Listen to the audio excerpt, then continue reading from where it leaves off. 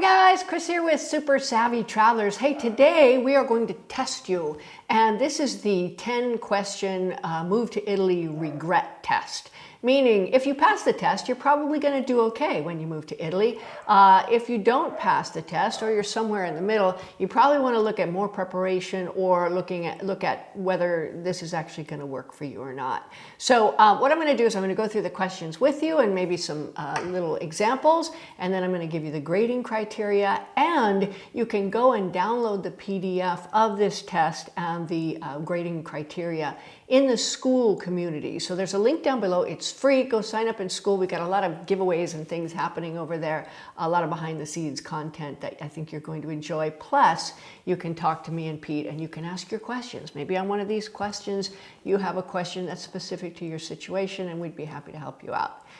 Okay, so these questions, what we're going to do, get out your pencils because I'm going to give you the questions one after the other. They are yes or no questions. It's all very simple. And that'll give you a good idea. And then we'll go over the grading criteria at the end. So if you have your pencils ready, here's the first question. Do you get frustrated easily with slow bureaucratic processes? I still don't have my residency. I mean, I can be here because Pete's an EU citizen, but I don't have my own personal residency yet. And it's been years. Other people have slid right through without a problem. You never know what the situation is going to be. But if you're overwhelmed with that, or trying to communicate at the doctor's office or the pharmacy or something like that, and you get anxious in those situations, you may want to think twice about moving over. You may want to get a vacation home and come over and just vacation here. Okay, good. Number 2 is a little bit of the same thing. Are you easily overwhelmed? Are you ready for a bit of a tough first year? And I will say, having watched people move over here, the first year is the toughest. It's the most changes. It's the most, physical changes, spiritual changes, community changes, and language changes. The first year can be very tough if you're not ready for it. So my advice is to, like I said, come over and rent for a while in the community that you're thinking of buying and moving to. And get that first year out of the way when there's no pressure. You know, you didn't already move over here. Now you have to make it work. You know, go over for a few months, start installing yourself, creating your nest, right? And once your nest is created, then you can think about buying a property and coming on over. And I think that's a good way to go about it. Number 3, is learning Italian a low priority for you? We've talked about this ad nauseum in previous videos, and learning Italian is so important.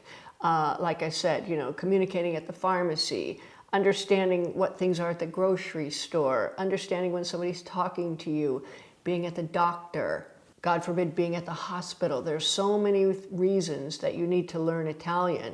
And like I said, it's not going to work if only one of you speaks Italian. Well, I'll just send my wife down to the hardware store. I'll send, my husband over to the doctor's office. Well, what if your husband isn't available or your wife isn't available? And that does happen. So make sure that you're ready to learn the language. Like I said, there are many different ways of learning the language. And if you haven't learned a language successfully in the past, that just means you weren't taught the correct method. Now, in addition, I do want to say that in our school community, we are thinking about bringing back our Saturday morning Italian chit-chat, where we all get together and just butcher the language, butcher it, but we all learn something, and what I usually do is I bring over some sort of thing that we practice with, some drilling mechanism or, verbs or something like that, where we all go over it and then we all butcher the language together. And in addition to learning, it's also a lot of fun. We had a blast when we first rolled that out. So if you're interested, comment down below that you are interested and go to school and sign up over there. All right, do you dislike small talk and building relationships with the locals? And also, this kind of morphs in with the language and stuff. Do you become anxious about speaking with the locals? What I've found, this is just my personal experience and what I've observed, is that people are as afraid of speaking Italian to the locals many times as they are of public speaking. And for some people, that's a huge fear. Public speaking is probably, next to death, is probably one of the biggest fears that actually impact people's lives. And there's a lot of anxiety over that. So when you're in the piazza and somebody's speaking Italian to you and you're like, I don't know what to say, it can feel the same way. So if that is overwhelming and you really can't deal with that, I think definitely, get a tutor, learn the language before you start coming over, before you move over here. Like I said, the first year is difficult. You got to deal with bureaucracy. You're dealing with your rental or your purchase. You're dealing with new things, new laws, new regulations, new garbage systems. I mean, my gosh, the garbage system here, you need a PhD in garbology to understand the recycling system here. And all of that on you at one time. Individually, they're not that big a deal, but all at one time is a lot. So definitely get a tutor. If you're going to move to Italy, get a tutor and start learning the language. Also, if you're anxious about building relationships with the locals, I think learning Italian will help that a lot. But also, I would suggest that you, like I said, come over, start creating your nest, creating your community and your tribe, and then maybe make the move. Number 5, do you like a lot of ethnically diverse eateries? Like, I know in El Dorado Hills, when we're back there around Christmas time, we just indulge in sushi and ramen. Now, you can find sushi in various areas. I don't know how good it is. I know in Scalea it was horrible. This one sushi place I went to was just horrible. Ramen, I have yet to see ramen except for in Rome. You can see a lot of kebab places, and they're okay. I mean, many of them use turkey. I don't like that. I like the actual beef and lamb mix, but, to each his own. My point is, there's not a whole lot of, say, Indian restaurants or, different ethnic diversity restaurants that we're so accustomed to in the U.S., especially in some place like San Francisco or Oakland or something like that. So many different types of ethnic foods and cuisines that you really, really love. And you don't find them here as readily. Like I said, in the big cities, you can find them. That said, if you like to cook, you can find those ingredients in the supermarkets. I found a lot of things, especially like Indian and Chinese and Japanese and stuff like that. There's a lot of that in the supermarkets that you can find. So if you just go through your local supermarket and you like to cook, you can create them in your house. That said, if you're just dying for a perfect ramen, find a place in Rome or Florence or one of the bigger cities near you and just have that on your checklist so that when you're dying for it, just get on the train and go, have your ramen, and then come back.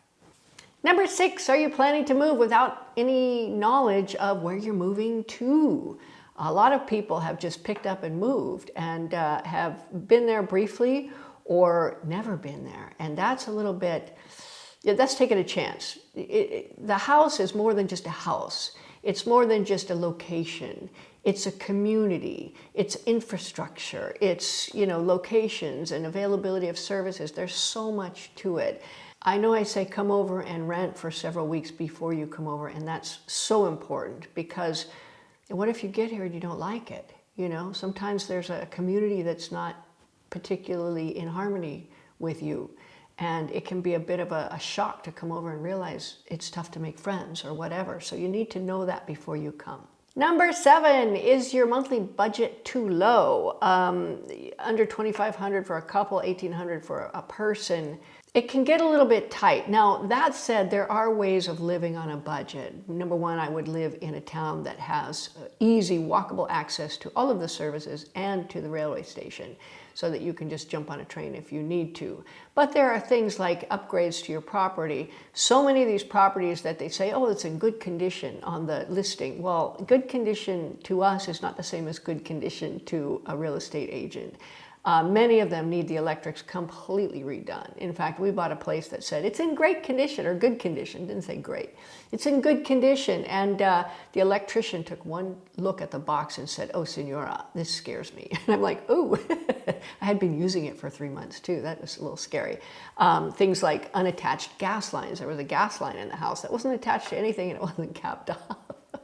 So there's a lot of things that you want to look at as far as money-wise. Now, if you have a car, there's gas prices, there's electricity prices and all of those things. Make sure you know before you go, I think, is the main thing.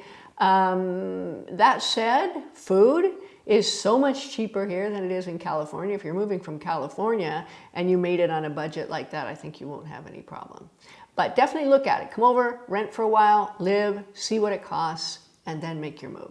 Number 8, are you moving with young children or elderly parents or partners that need special services? Now, The services here are good. I've found them really great. In fact, the hospital that I was in Altamura was fantastic. And here in Tuscany, we have a really big, nice hospital here, and there's one in Florence. And whenever I've needed medical services, it's been very easy to get in. However, I speak Italian.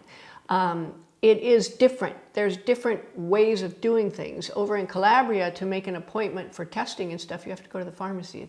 It's weird. For me, it's weird. I'm used to going to Kaiser and doing everything there. No, you go to the pharmacy, they make the appointment, they give you a little ticket or something like that, and you're all set. Here, you just call somebody up and make an appointment. So it's a lot different here, and I think in every region it might be different as well. So understand that. That said, there are a lot of people who are so willing to help you. Like if you need help making an appointment, you need help getting a recommendation for a dentist or something like that. There's so many people that will hop in and help you out on that, especially if you have kids. So that is something, but you need to know if that's the case in whatever area you end up before you make your big move. Number 9, are you expecting to come and hang out with the expats? Please don't do that. Please don't do that. You're missing out if you're doing that. You know, expats are great. We love our expat friends, and we do go out with them quite a lot and hang with them, but we don't exclusively hang with them. We have our Italian friends, we have our Italian groups and things that we work with and things that we do. We go to restaurants, you know, by ourselves or with other friends and that whole thing. I'll just say that the expat communities that I've seen where people just hang out with each other, I don't know. I don't understand it. I'll just say that. I don't understand it.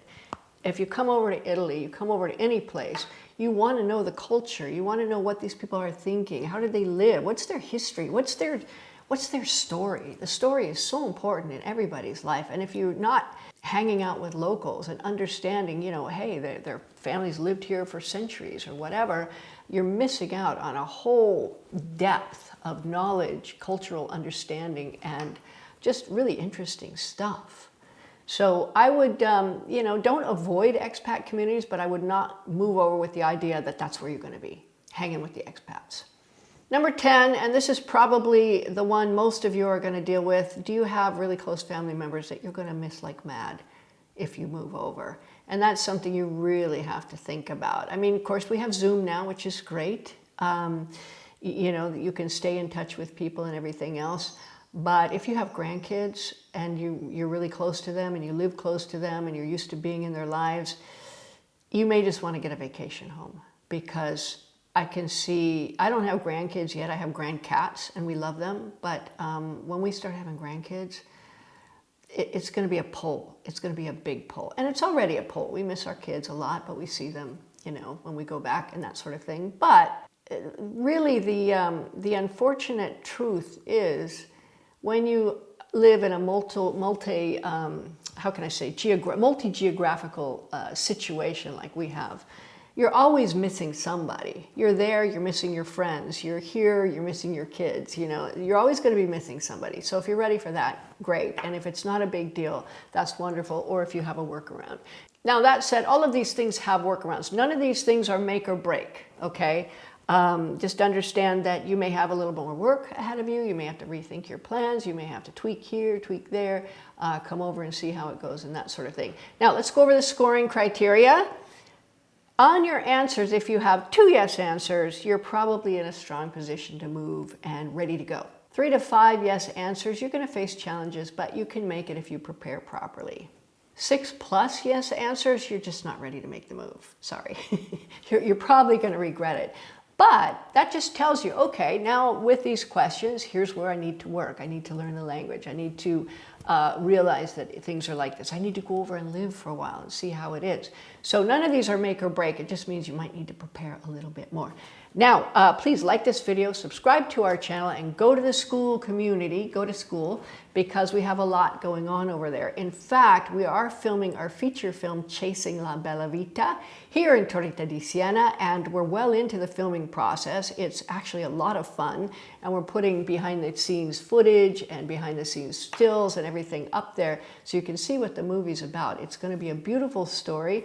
We are including Italian and American actors. It will be available with subtitles in English and in Italian so everybody can enjoy it. But it's a beautiful story and I think you're really going to love it. So go over to school, sign up, let's chit chat over there, and have a great day, you guys. We'll see you very soon.